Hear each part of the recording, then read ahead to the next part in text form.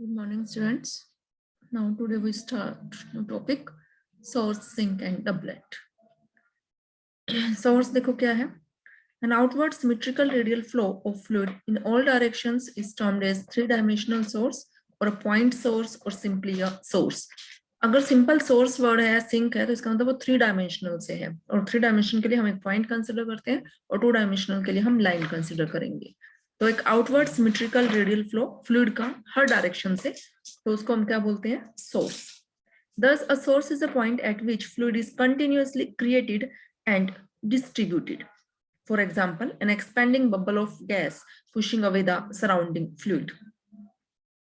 If volume of fluid per unit time, which is emitted from a simple source at O, is constant and is equal to 4 pi m, then m is termed as strength of the force. यहाँ ये m जो है वो यहाँ क्या represent करेगा? Source की strength.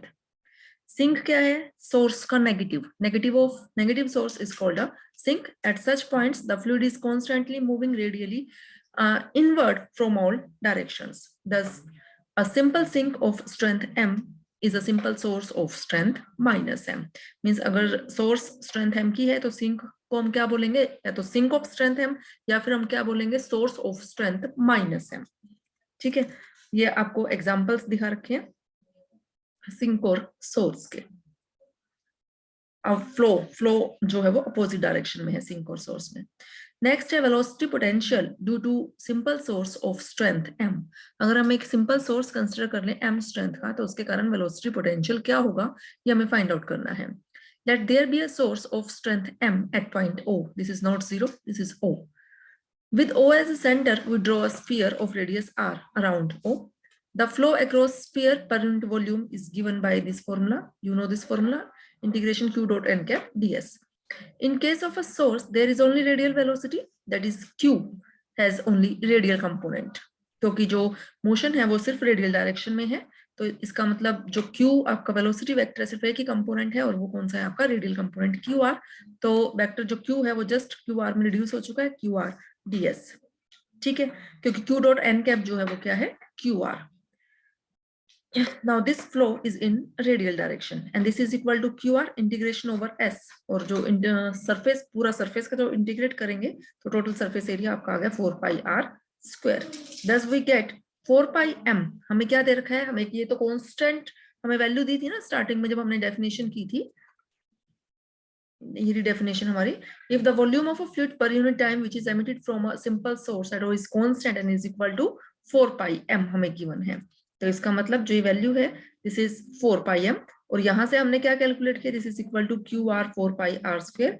यहाँ से हमने क्यू आर निकाल लिया m by r square and this m by r square can be written as minus curly r of m by r.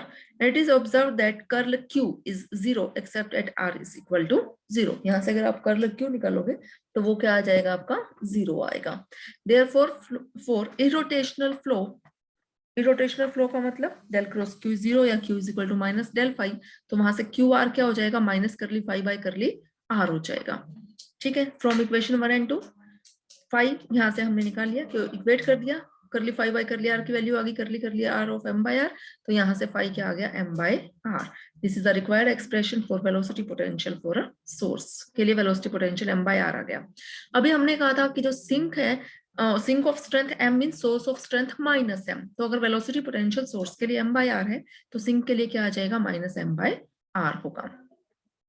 Second remark, a source or sink implies the creation or annihilation of liquid at a point. Both are points at which velocity potential become infinite and therefore they require special analysis. Next है a simple source in uniform stream. Let us consider a simple source of strength m at O in a uniform stream having undisturbed velocity uk cap, k cap आपका unit vector किस direction में? z axis के along which is taken as axis of symmetry. Now we shall find the velocity potential at any point p, जिसके coordinates हम r theta Sai लिखते हैं. r की जगह क्या है? यहाँ z है. Now from point p draw a perpendicular on oz. उस p पॉइंट से oz पे हमने एक परपेंडिकुलर ड्रॉ किया है. OP is r radius vector, angle POZ हमने थीटा लिया है, OM क्या है? हमारा z है. आप यहां से भी देख सकते हो, ये रहा आपकी फिगर. ठीक है, तो यहाँ से phi1 is equal to minus use is equal to minus u r cos theta, phi1 की वैल्यू। और वेलोसिटी पोटेंशियल सिंपल सोर्स के लिए phi2 which is m by r। तो टोटल वेलोसिटी पोटेंशियल इस कॉम्बिनेशन का क्या हो जाएगा, phi1 प्लस phi2। ये वैसे ही है जैसे आपने पीछे अभी आर्टिकल्स हमने किए थे ना, लास्ट आर्टिकल्स, बिल्कुल वैसे ही चल रहा है ये आपका। तो दोनों को ऐड करके हमारे पास ये आ गया।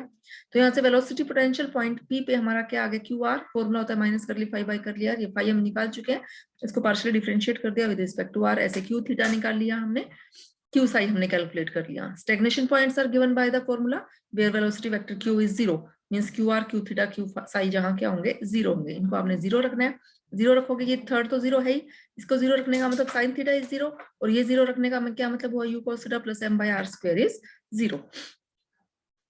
ठीक है, तो यहाँ से वैल्यूज क्या आ जाएंगी, u cos theta is equal to minus m by r square, तो यहाँ से आप cos थीटा निकाल सकते हो। यहाँ से साइन थीटा जीरो का मतलब तो क्या हुआ, theta is equal to zero और पाई।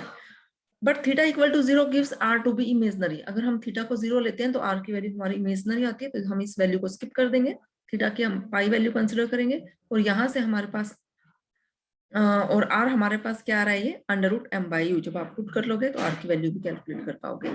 तो स्टैग्नेशन पॉइंट, सॉरी, तो जो स्टैग्नेशन पॉइंट है वो सिर्फ एक ही स्टैग्नेशन पॉइंट आ रहा है। स्टैग्नेशन पॉइंट का मतलब आर थीटा, आर की value under root m by u आ रही है आपकी, और जो थीटा है, थीटा क्या है आ रहा है आपका, पाई।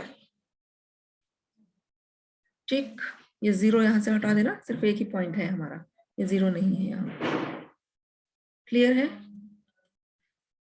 नेक्स्ट है डबलेट। डबलेट या डाइपोल भी हम उसको बोलते हैं, मींस कॉम्बिनेशन ऑफ सोर्स और सिंक ऑफ इक्वल स्ट्रेंथ। कि अगर सोर्स और सिंक को हम कंबाइन कर दें तो उसको हम क्या बोलते हैं, डबलेट बोलते हैं या डाइपोल बोलते हैं। और जो वो सोर्स और सिंक होते हैं, they are at small distance apart and they form a doublet. Doublet के बारे में हम नेक्स्ट लेक्चर में करेंगे।